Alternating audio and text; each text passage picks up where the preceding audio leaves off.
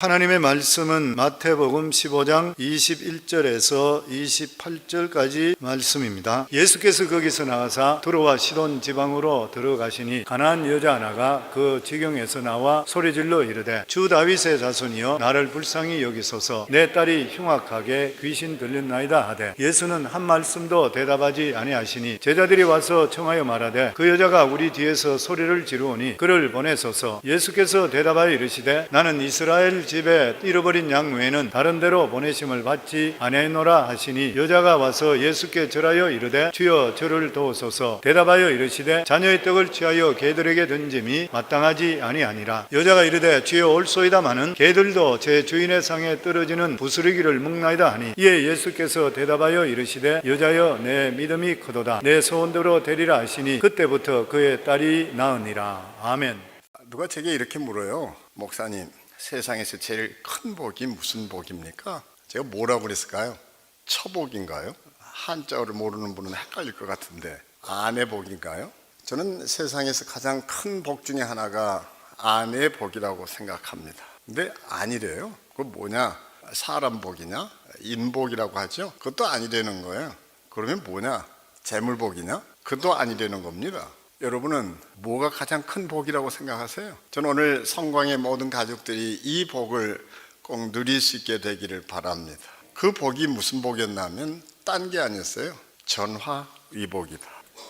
복 중에 복이다. 전화위복. 코로나는 우리에게 바로 전화위복, 하나님 주신 특별한 기회였다고 생각합니다. 코로나가 시작되자마자 전 지구촌을 돌고 돌아 제게까지 다가온 특별한 영상 하나 있었습니다. 함께 보시겠습니다.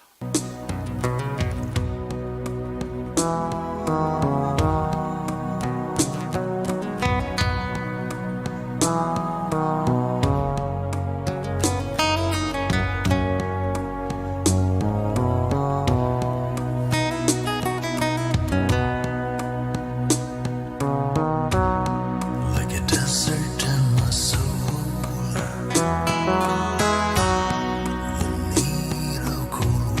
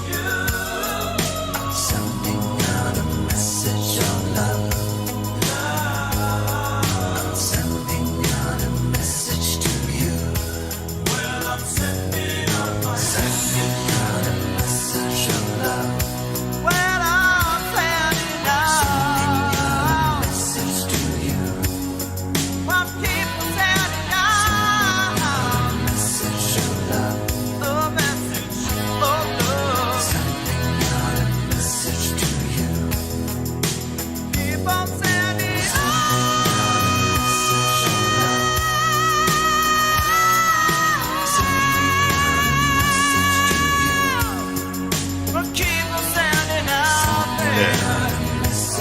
코로나가 막 시작됐을 때 가장 타격을 입었던 것이 대구 지역이었습니다. 그때 임 목사님께서 만부를 보내서 마스크도 하나 제대로 구할 수 없을 때 의료진들에게 또 어려움을 겪고 있는 환자들에게 지원을 해 주셔서 심부름을 했던 기억이 있습니다.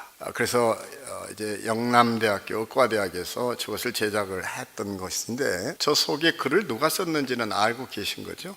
제가 썼습니다. 제 이름을 어떻게 빼고 했는지 모르겠어요. 그러나 어찌됐든 그게 누군가에게 위로가 됐고 힘이 됐고 희망이 되고 용기가 됐다는데 감사한 마음이 있습니다. 우리는 여전히 인생의 어떤 고난과 어떤 시련 속에서도 앙코라 인파로 또 배우고 배워야 한다고 생각합니다. 그래서 코로나는 우리를 힘들게 하긴 했지만 우리 인생의 소중한 가치를 가져다준 전화 위복이었다고 생각합니다. 에드워드 스태처가 이런 얘기를 합니다. 많은 사람들은 교회가 코로나 이전, 예전으로 돌아가지 못할 것 때문에 걱정을 하고 있다. 어떤 이는 큰 교회도 같은 운명일 거라고 생각한다.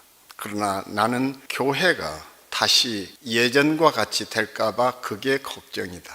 분명 우리에게는 새 시대가 열리고 있고 새 소명이 우리를 기다리고 있다고 생각합니다. 그런 때 오늘의 본문은 또 한 번 우리로 하여금 옷깃을 여미고 역사 또는 우리 인생의 그 변곡점, 어떻게 그 분기점에 서서 새 시대를 열 수 있는지, 이것을 얘기하는 아름다운 본문이라고 생각합니다. 3년 만에 비행기를 탔습니다. 공항에 나갔더니 벌써 이런 세상이 열렸나 하고 어리바리해졌습니다. 이제는 로봇가 나와가지고 어디를 뭘 찾는지 각국의 나라 말로 안내까지 하는데, 내가 갑자기 바보가 됐나 이런 생각이 들기도 했습니다. 여전히 미국에 와서 시차 때문에 순간순간이 힘들고 깜박깜박 졸기도 합니다. 우리는 잠시 자리에서 자리를 공간 이동만 했는데도 시간 앞에 절절매는 사람들입니다. 그러다가 끝내 그 시간도 금방 적응이 되면 또 옛 모습으로 돌아가는, 바로 그것이 우리 인간이기도 합니다. 살면서 우리가 시간과 함께 살고 시간이 생명이라고 하면서도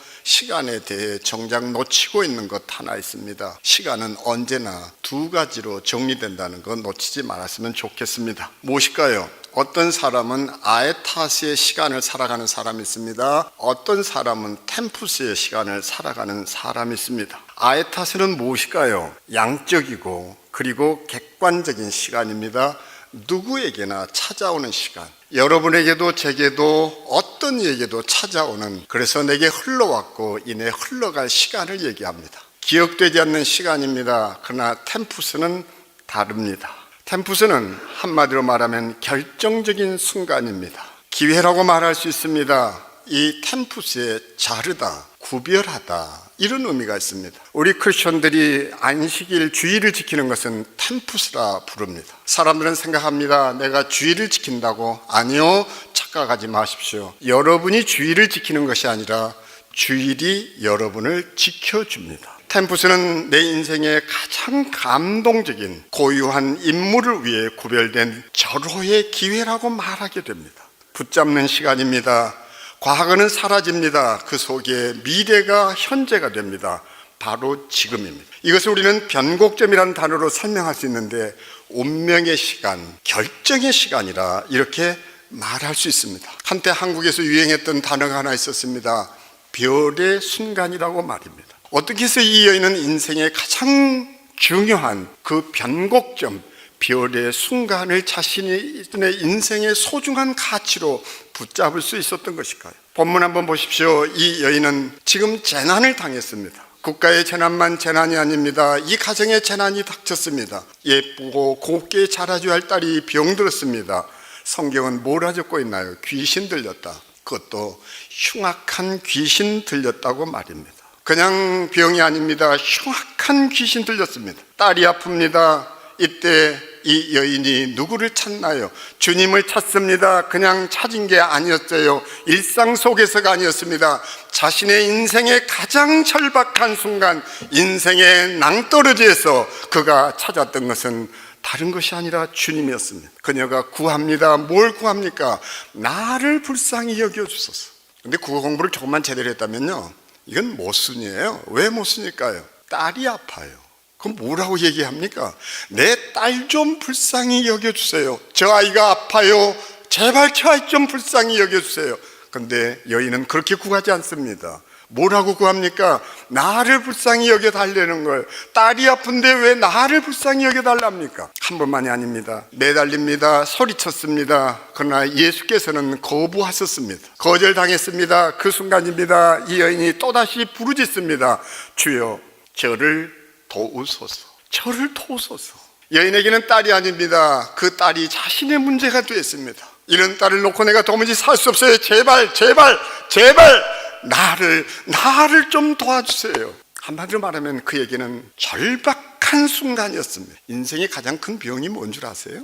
우리는 늘 타다고 삽니다. 저 인간 때문에, 쟤 때문에, 환경 때문에. 딸 때문이 아니에요. 딸이 자신입니다. 가끔 제가 이제 인문학 강의를 할 때 임종에 대한 얘기를 하면서 그런 표현을 해봤습니다. 죽음에도 인칭 대명사가 있다. 그러니까 세월호 사건, 이태원 사건, 대부분의 사람들에게 3인칭의 죽음이에요. 그냥 그들이 죽었어요. 잊혀져요. 아니, 억지로 잊으려고 해요. 끔찍하니까요. 2인칭의 죽음이 있습니다. 아버님이 숨을 헐떡거립니다. 사랑하는 아내를 잃게 됩니다. 사랑하는 자녀를 잃게 됩니다. 아픕니다. 처절하죠. 그 순간이 절박해요. 그러니까 2인칭의 죽음도 절박하지만 떠납니다. 적어도 내가 세상을 떠나게 됐다. 1인칭이 죽음이 됐을 때야 사람은 절절해지기 시작합니다. 여러분의 인생에 정말 그것이 자기 문제가 되어서 주여 저를 도우소서, 저를 불쌍히 여기소서, 그렇게 처절하게 단 한 번이라도 주님 앞에 매달려 부르짖어 본 일 있나요? 가끔 우리는 너무 신사적인 일이라고 생각될 때가 있어요. 모든 체면도 다 내던지고 거절 앞에서 이 순간을 놓치면 내가 다 잃힐 까닭에 매달려 그 주님의 이름을 처절하게 절절하게 한번 불러본 일 있나요? 여인의 그 절절함은 그저 입술로만 표현된 게 아니에요. 거절당하는 순간 여인이 행동으로 보입니다. 뭡니까? 무릎을 꿇었다는 거예요. 자신의 모든 것을 다 내던졌어요. 엎드려 절하며 가로되. 우리를 그 인생의 변곡점에 서게 하는 것은 절박함입니다. 간절함입니다. 프로와 아마추어 차이가 뭔 줄 아세요? 프로는요, 이 간절함이 있어요. 근데 아마추어, 동네 조기 축구는 굳이 이겨야 될 이유가 없어요. 끝나도 똑같이 막걸리 먹고 똑같이 희거리기 때문에 힘쓸 필요가 없어요. 그러나 올림픽에 나간 선수는 절대 아니에요. 절절합니다. 조국의 운명을 걸머쥐었습니다. 자신의 인생이 달려 있습니다. 여러분의 인생에도 그런 절절함이 있나요? 우리는 누구도 무엇도 탓해서는 안 됩니다. 내가 그 주인공이 됐을 때, 그 아픔이 내 아픔이 됐을 때, 그때 비로소 주님을 찾을 수 있고 그것이 인생의 변곡점이 된다는 거 놓치지 않게 되기를 바랍니다. 어떤 사람이 인생의 변곡점에 서서 별의 순간을 붙잡을 수 있을까요? 이 여인 앞에 말씀드린 대로 거절당했습니다. 주님이 뭐라고 얘기하신 거예요? 내가 이스라엘의 어린 양을 돌보기에도 무척 바쁘단다, 이 소리예요. 한마디로 말하면 딱 리젝트 당했습니다. 그런데 자기가 이 순간 포기하게 되면, 그 말 앞에 무너져 내리면 딸을 잃는 것만이 아니에요. 내가 어머니인 것을 포기하는 거예요. 여인은 포기할 수 없습니다. 절박했습니다. 이게 마지막 기회입니다. 포기할 수 없는 인생 앞에 섰습니다. 여러분의 삶에서 포기할 수 없는 과제가 있습니까? 포기해서는 안 되는 미션이 있습니까? 잠시 우리의 시선을 창세기로 돌려봅니다. 창세기는 4명의 족장이 있습니다. 아브라함입니다. 이삭입니다. 야곱입니다. 요셉입니다. 아브라함을 우리는 믿음의 조상이라 부릅니다. 그리고 이삭 순종의 사람입니다. 요셉 꿈의 인물입니다. 근데 참 변변치 않는 인물이 있습니다. 족장 가운데 가장 시시콜콜한, 변덕스럽고 사기꾼만 같고 뭐 저런 인간 있나, 저게 어떻게 족장인가 싶은 존재가 야곱입니다. 야곱 볼 때마다 참 찌질하고 쪼잔하고. 근데 성경에 보면요, 사람의 이름이 바뀌는 순간이 있어요. 그게 변곡점이에요. 아브람이었습니다. 그가 아브라함으로 바뀌면서 그는 다른 인생을 삽니다. 사라의 이름을 가지고 있었습니다. 하나님이 사라로 바꿔주십니다. 또 한 사람 야곱, 제가 조금 찌질하다고 표현했고 아주 좀 어찌 보면 그 인생이요 참 더티해요. 근데 그의 이름을 하나님이 이스라엘로 바꿔주십니다. 엘 그러면 뭡니까? 히브리어로 엘이 붙으면 그건 하나님이에요. 아브라함에게 믿음의 사람, 믿음의 조상에게 엘이 붙는 것은 우리가 박수 쳐줄 일이에요. 그런데 어떻게 야곱에게 하나님이 하나님의 이름을 붙여 그를 이름 지어주느냐? 질문해 보셨어요? 그 좋은 이름을 붙여줬는데도요, 아브라함은 야곱은 이스라엘로 사는 게 아니에요. 아브라함은 이름이 바뀌고 나서 한 번도 아브라함으로 되돌아간 일 없습니다. 사라는 사레에서 사라로 바뀌고 다시는 사레가 된 일 없어요. 그런데 이스라엘이라고 하나님이 그 좋은 이름까지 붙여줬는데 야곱은 어떤 때는 야곱이 됐다가 어떤 때는 이스라엘이 됐다. 왔다 갔다 뒤죽박죽 정신없는 야곱입니다. 어떻게 하나님이 그런 야곱의 하나님이 될 수 있습니까? 그래서 창세기는 한마디로 말하면 시시콜콜이에요. 옛날 우리가 가끔 어쩌다 고속버스 터미널에서 뒤적였던 썬데이 서울만 같아요. 연예인 기사로 가득 차 있고 웃기는. 근데 그 시시콜콜이요, 시시콜콜인 거 아세요? 시시콜콜. 하나님께서는 그 야곱을 버리지 않고 보시고 바라보시고 부르시고 불러내시고. 시시콜콜. 하나님이 가장 필요했던 사람은 아브라함도 이삭도 요셉도 아닌 야곱이었다는 거 알고 계세요? 그리고 하나님은 한 번도 야곱을 포기하신 일이 없습니다. 그래서 시편 기자는 오늘 목사님께서 예배의 부름에서 고백하신 그대로 시편의 말씀, 야곱의 하나님으로 도움을 삼으며 여호와 자기 하나님에게 소망을 두는 자는 복이 있도다. 그분이 나를 포기한 일 없어요. 아브라함의 하나님 아니에요. 요셉의 하나님 아니에요. 이삭의 하나님 아니에요. 성경은 정확하게 얘기합니다. 야곱의 하나님으로 도움을 삼는 자는. 저는 그 하나님이 별 볼 일 없는 우리를 지금도 찾아오고 계시다고 믿습니다. 한 번도 포기한 일 없이 야곱의 생애를 높이 들어 쓰신 하나님, 그 하나님이 저와 여러분의 하나님입니다. 그래서 저는 이 복의 복을 누리고 그 인생의 변곡점에 서기를 원하는 사람, 그들이 해야 할 것 하나 있습니다. 뭘 기도해야 할까요? 주님, 포기하고 싶은 마음을 포기하게 해주세요. 내 속에 어떤 때는 아내를 확 갖다 내던져버리고 싶을 때가 있어요. 특히 갱년기. 저도 아내하고 대판 싸우다가 그럴 것 같으면 미국 돌아가 버려라. 남편 포기하고 싶을 때 있겠죠. 어떤 부인이 얼마나 화가 나면 이 남편 어떻게 하면 좋겠냐고, 그래서 제가 좋은 방법을 일러줬습니다. 화장실에 들어가서 남편 쓰는 칫솔을 꺼내서 변기를 팍팍 문질러가지고 갖다 꽂아 두으라고. 자식놈도 포기해버리고 싶을 때가 있어요. 뭐 이런 자식이 내 자식인가. 근데요, 포기해서는 안 되는 거 있어요. 가족은 포기해서는 안 돼요. 여러분에게 주신 미션 힘들고 고달프겠지만 포기하지 마세요. 저는 믿는 거 하나 있습니다. 사과 속의 씨앗은 누구나 헤아려요. 그러나 씨앗 속의 사과는 하나님만이 헤아리십니다. 왜 전들 항상 희망과 꿈과 믿음으로만 살겠어요? 코로나 3년은 제게 고통스러웠습니다. 아시는 분은 아시겠지만 정인이 사건이 제게는 또한 큰 인생의 변곡점이었습니다. 그 아이를 제 손으로 묻어 주었습니다. 비난도 많이 받았습니다. 그 모든 것을 견뎌내야 했습니다. 목사도 외로울 때 있어요.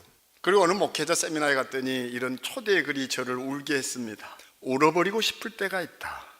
나도 모르게 차오르는 서러움이 있다. 아내에게도 들키고 싶지 않은 눈물이 있다. 내 자식에게는 그늘이 될까 숨겨야 하는 흐느낌이 있다. 성도라는 타인들에게는 울음 섞인 웃음이 있다. 저는 성도가 타인이라는 사실에 놀랐습니다. 내 가족인 줄 알았는데 성도라는 타인들에게는 울음 섞인 웃음이 있다. 이 가슴앓이를 하며 우리는 목회 현장에 서 있습니다. 서 있는 자리는 더 힘겨워졌고 더 혼란스러워졌습니다. 그렇다고 소명의 자리를 멈출 수도 버릴 수도 돌아갈 수도 없습니다. 이게 미션이에요. 바로 그때 바로 그때 다가와 손 내미시는 이가 계십니다. 영상을 하나 보겠습니다.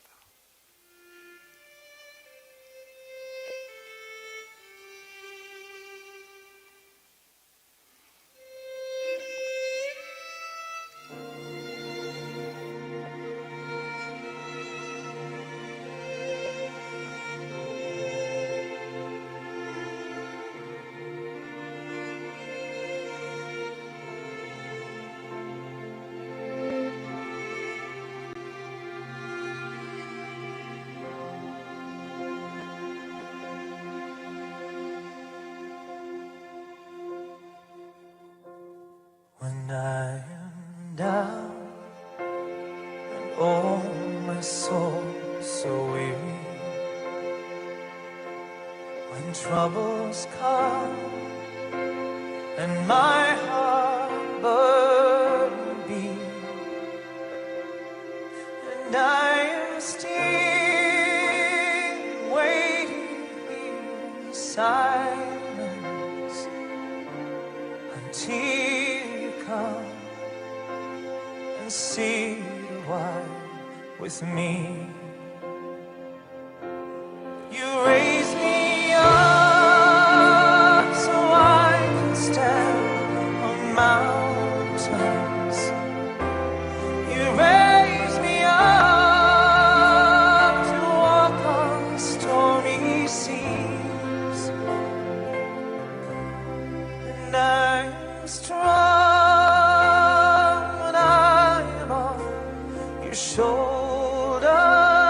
shoulders. You raise me up to more than I can be.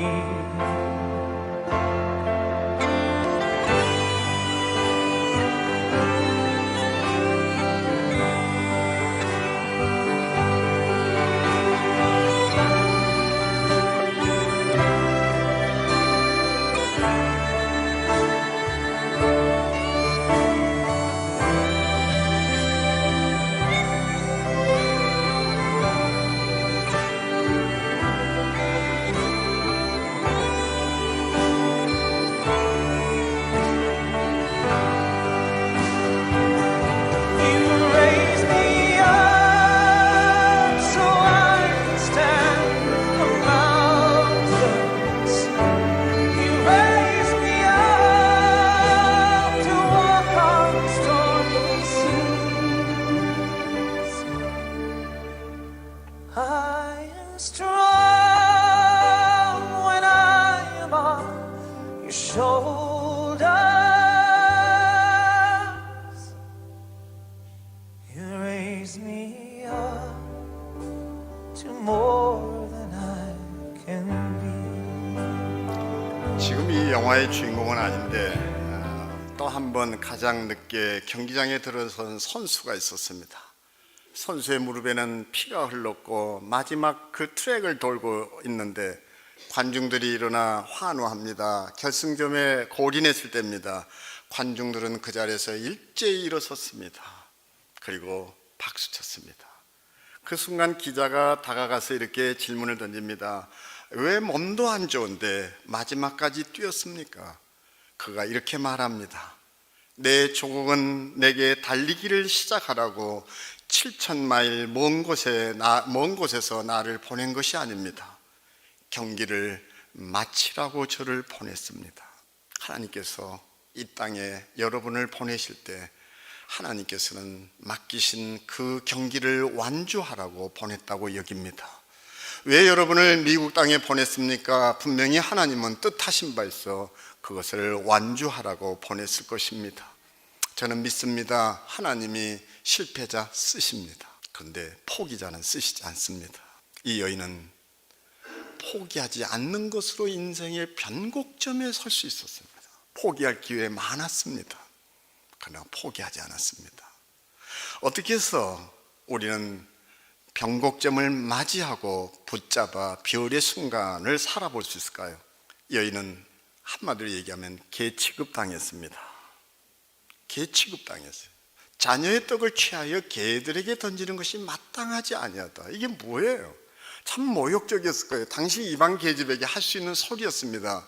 여인은 모욕감을 느끼지 못하는 거 아니에요. 모욕감 더 느낄 수 있었습니다. 그러나 그것은 안중이 없습니다. 못 느껴서가 아니라 그보다 더 절박한 것이 있었습니다. 이것이 이 여인으로 하여금 생각을 바꾸게 만듭니다. 옳습니다. 하지만 개들도 주인의 상에서 떨어지는 부스러기로 배불리지 않습니까? 나를 개로 취급해도 좋습니다. 하지만 그 부스러기라도 내게 줄 수는 없는 것입니까? 우리가 많은 기도를 하는데 기도하지 않는 것 하나 있습니다. 뭔 줄 아세요? 생각을 위해서는 기도하지 않습니다. 그게 얼마나 중요한 건데. 이 여인은 남다른 것이 있었습니다. 생각이 남달랐어요. 저는 요즘 이런 생각을 종종 해봅니다. 긍정의 생각을 하는 사람에게는 한계가 없습니다. 긍정의 사람에게는. 그 긍정이 뭐예요? 믿음의 사람에게는 한계가 없습니다. 그러나 불신의 사람, 부정적인 사람은요, 한계 없어요.